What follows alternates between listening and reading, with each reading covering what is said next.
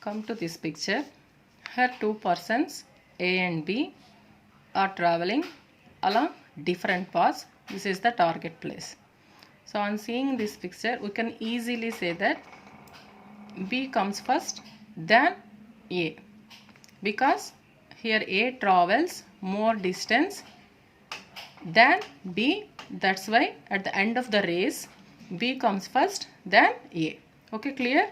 So in the same way, in the case of multimode step index optical fiber, if you see the same picture, so in this multi-mode, that means more than one path is available, that mode is called multi-mode. Step index means the core refractive index is constant and there is a step change when the light is traveling from core to cladding. So this is known as step index. So multi-mode step index optical fiber.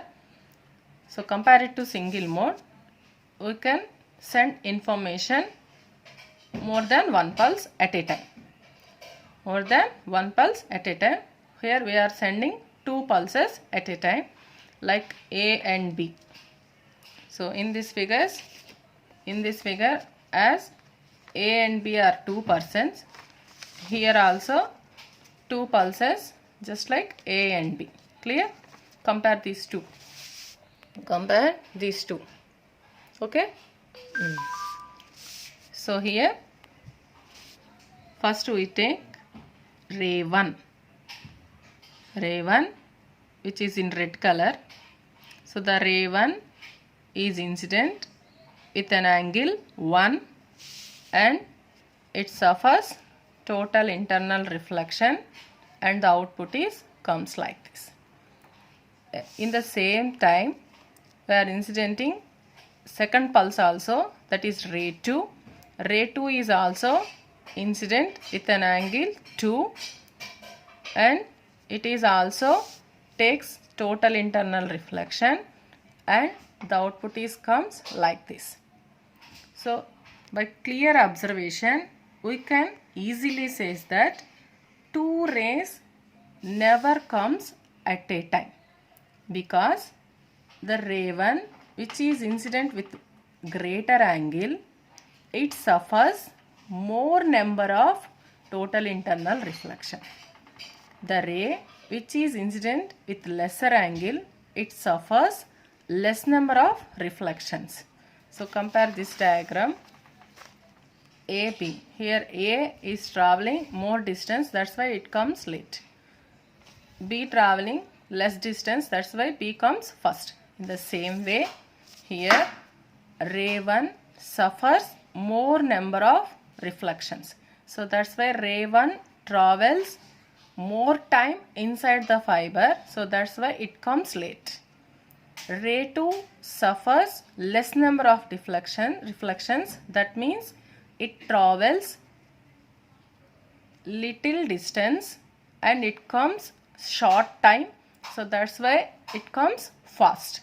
So that means both rays are not coming at a time. That means overlapping of signals takes place because there exists path difference between the two signals. There is a difference in path, ray 1 and ray 2. So that's why due to the path difference there is overlapping of signals takes place. That means widening or flattening of information takes place.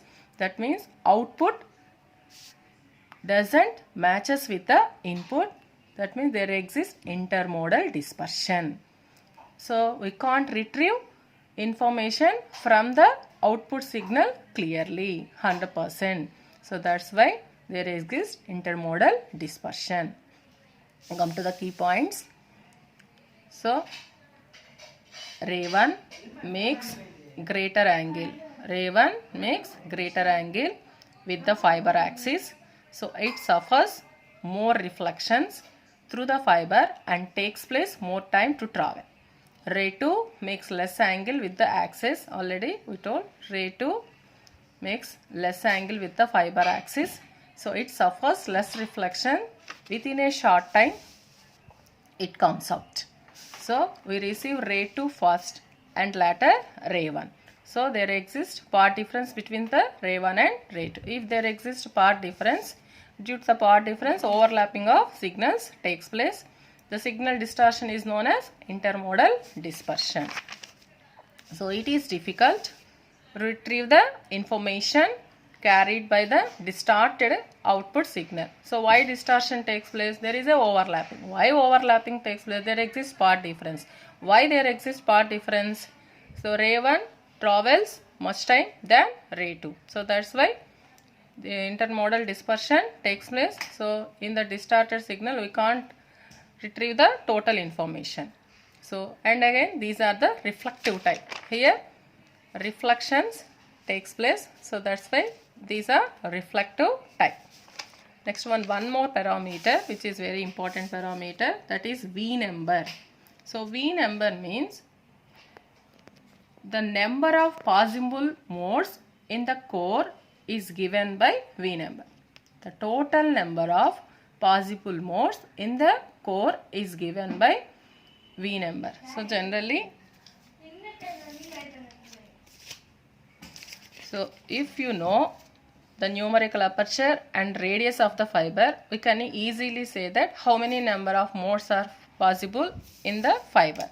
So for example, if the radius of core is 60 micrometers and the numerical aperture is 0.45 of a light of wavelength 10 micrometers, then how many modes are possible for optical fiber? So by knowing these values, we can easily estimate how many modes are possible. That's why we can easily send the input signals in that way. So using the formula V equals to 2 pi by lambda into A into NA. NA is the numerical aperture, A is the radius of the core, lambda is the wavelength of the light. So for example, if you take 60 micrometers radius of the core, numerical aperture is 0.45, for light 10 micrometers. So then the number of paths available equals to 9. So 9 paths are available for that optical fiber which maintain these parameters. So we can send more information than single mode. So that is the importance of V number. For single mode optical fiber, the V number is calculated by V square by 2. So these are the number of paths or modes available for step index. So once we know the V number, we can calculate the number of modes for step index using V square by 2 formula. Thank you.